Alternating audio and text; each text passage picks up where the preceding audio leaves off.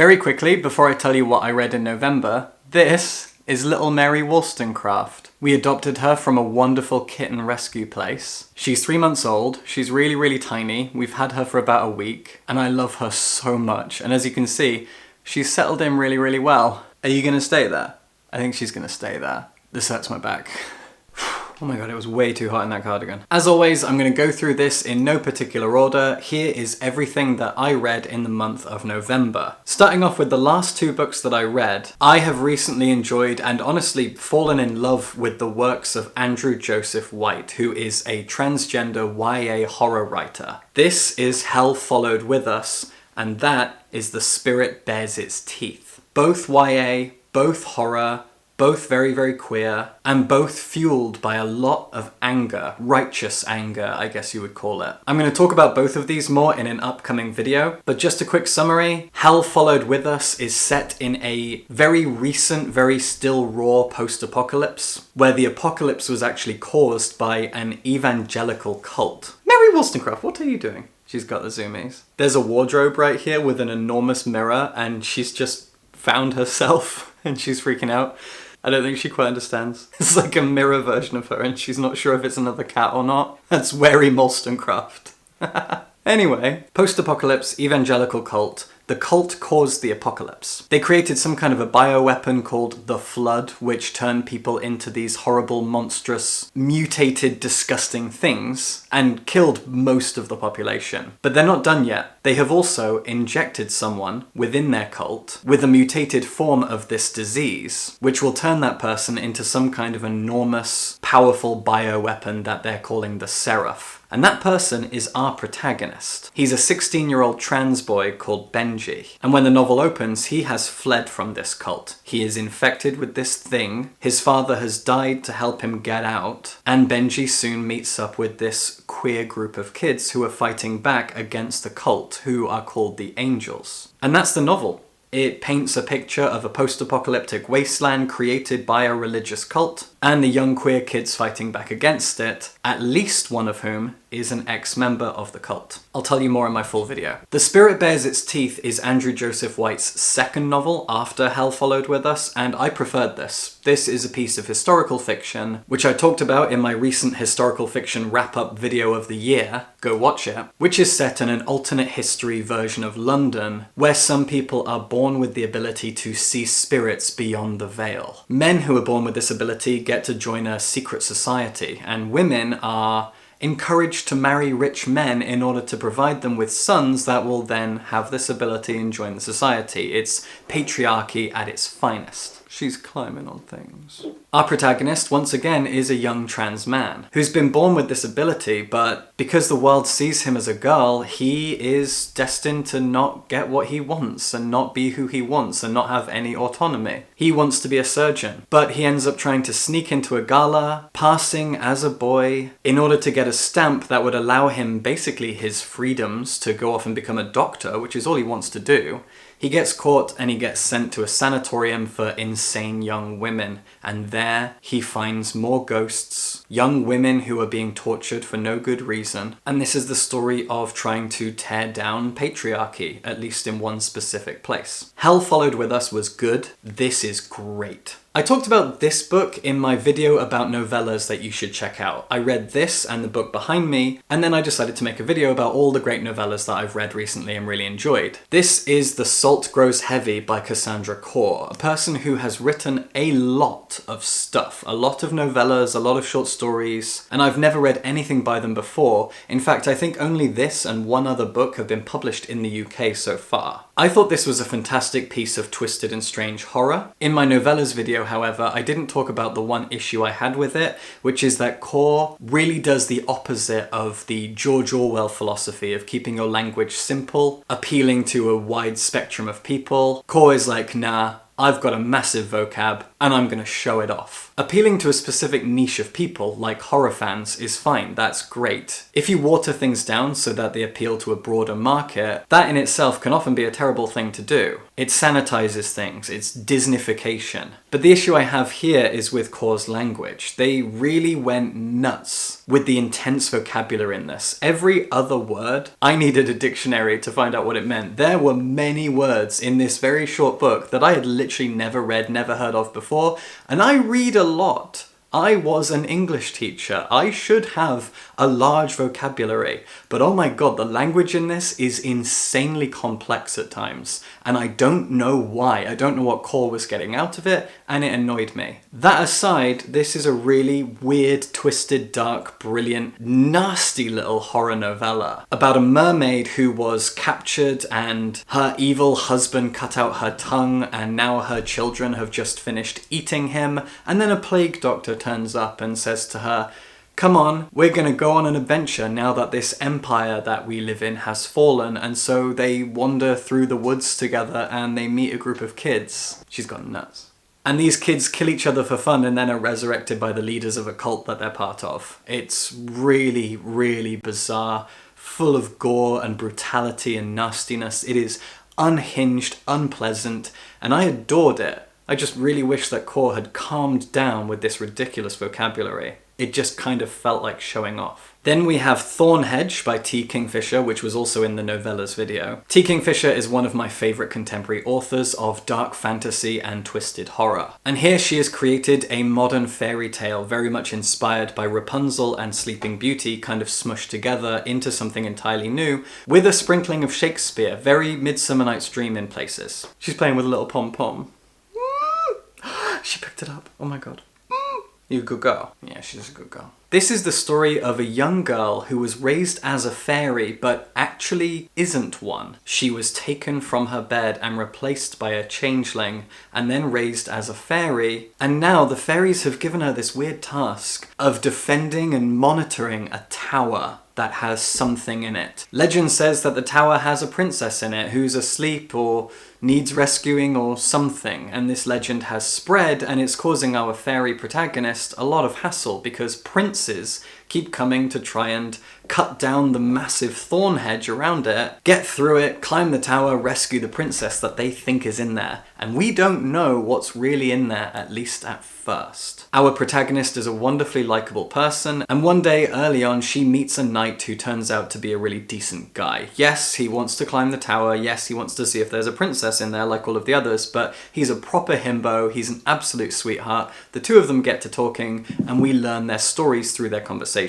It's a really, really fun twist on the fairy tale, a new fairy tale, and I loved it. I did a dedicated video about this book. This is The Cabinet by Korean author Eun-soo Kim. It was translated into English by Sean Lynn Halbert, and as I said in that video, I don't think I've read any of his other translations before. I have read another Eun-soo Kim novel, which I really, really enjoyed, but I liked this even more. The Cabinet is a wonderful piece of strange, kind of pseudo-Kafkaesque fiction. It tells the story of a man who works at some kind of company, and he's in charge of this one random filing cabinet. The filing cabinet is full of stories, real stories, about people who have strange powers, abilities, strange bodies and mutations, I guess, and weird things happen to them. And this kind of blends the short story with the novel. There is an overarching story about our protagonist who is in charge of just looking after this filing cabinet. We learn more about him from about the halfway point onwards. Cat nearly broke my ring light, scared herself, and ran away. Book.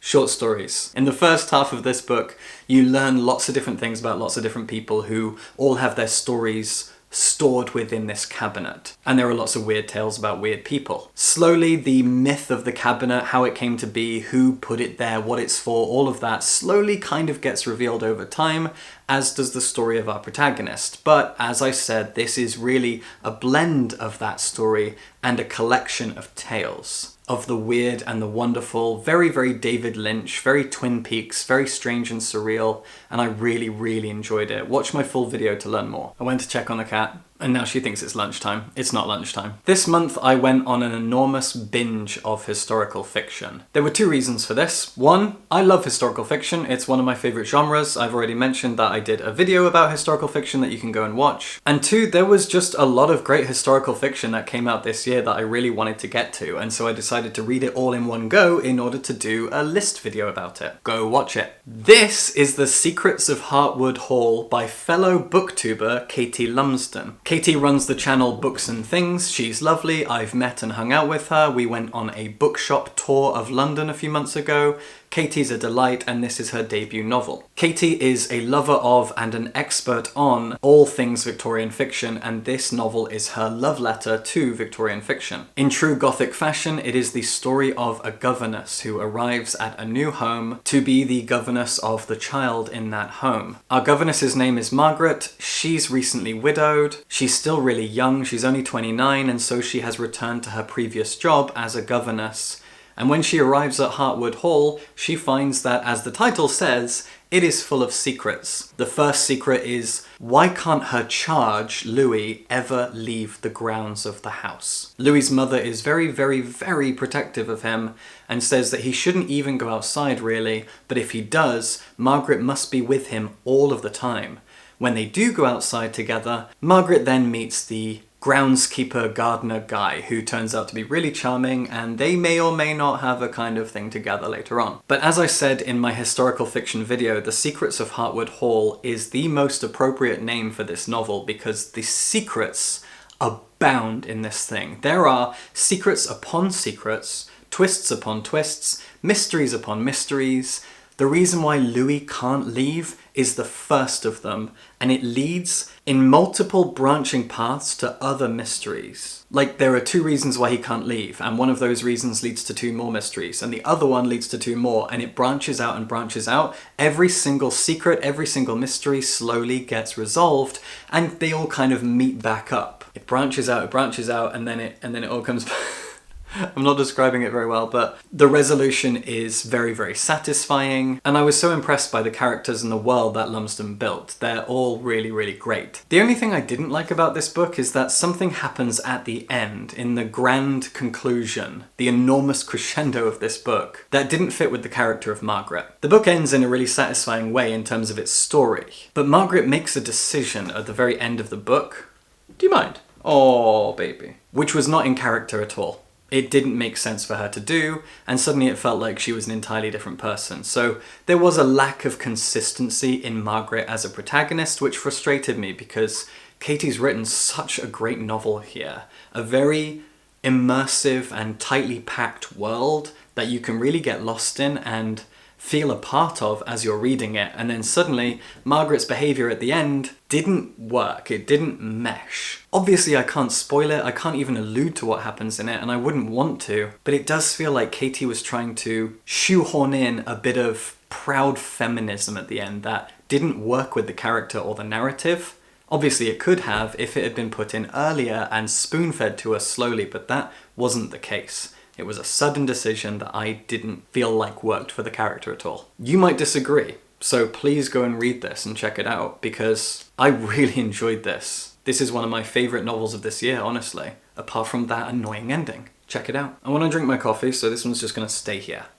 That is Bookshops and Bonedust by Travis Baldree. I talked about it in a dedicated video where I confess that I have already failed my book buying ban by buying this book called Bookshops and Bonedust to review on Books and Bow. That was the worst attempt at off-the-cuff alliteration I've ever done in my life. Bookshops and Bonedust is a prequel to his debut novel, Legends and Lattes, which I really, really, really enjoyed. It's a cozy, found family, build yourself a business story set in a fantasy world full of orcs and dwarves and elves, etc. Bookshops and Bonedust is similar. It is another cozy story about the protagonist from Legends and Lattes 20 years ago when she was a newly fledged mercenary. She gets injured while her mercenary band are trying to chase down a necromancer, and she needs to take it easy for a few weeks. So she goes to heal at this lovely seaside town. While she's wandering around and trying to heal but is getting really bored because she's restless, she stumbles into a bookshop, makes friends with the owner, and the story progresses from there as she tries to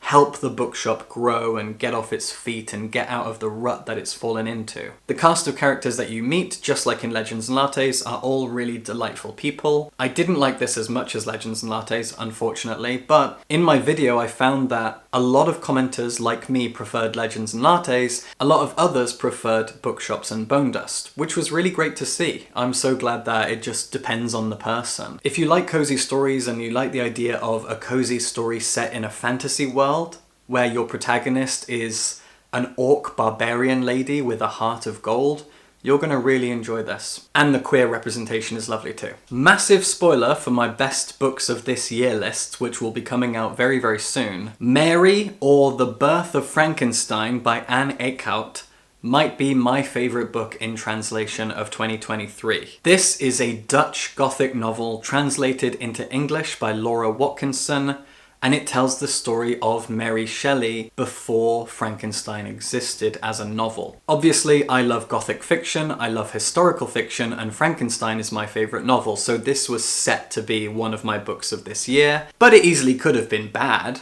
It could have sounded great by the blurb and on paper, but it could have just not stuck the landing. It did. It's amazing. I've done a review, go check it out. This book tells the story of two different summers in the teenagehood of Mary Shelley. One where she's with Percy Shelley, they've had a kid together, and they're in Switzerland telling ghost stories which famously became Frankenstein. The other summer is a few years before that, where she's only about 14, 15 years old, and she enters into a sapphic relationship with a girl in Scotland while she's up there recovering from a bit of malaise. This is a beautiful, stunning book for so many different reasons.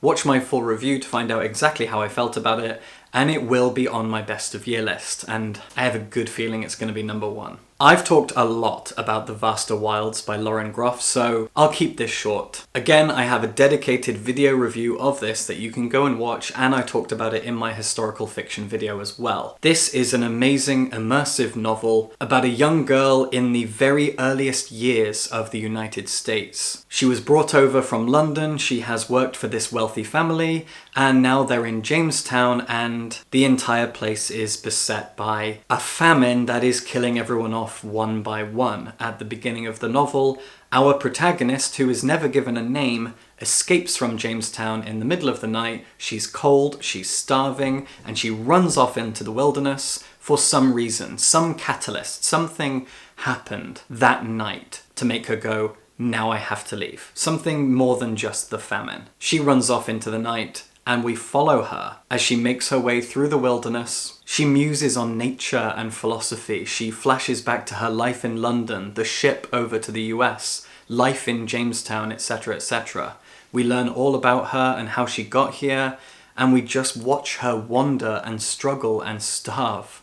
It is incredible. This is one of my favourite books of this year, for sure. In November, I read two pieces of Gothic historical fiction about governesses, and this is the other one, Fyneshade by Kate Griffin. A fantastic piece of Gothic fiction by an author who clearly loves that genre, has a real obsession with the Gothic, just as I have. Cats playing with things. It's very distracting. Kate Griffin has created a very mysterious, dark Gothic story about a governess who ends up working at a very strange place. Fynесhade's owner doesn't seem to exist. He is never there, and the people who work there don't like to talk about him.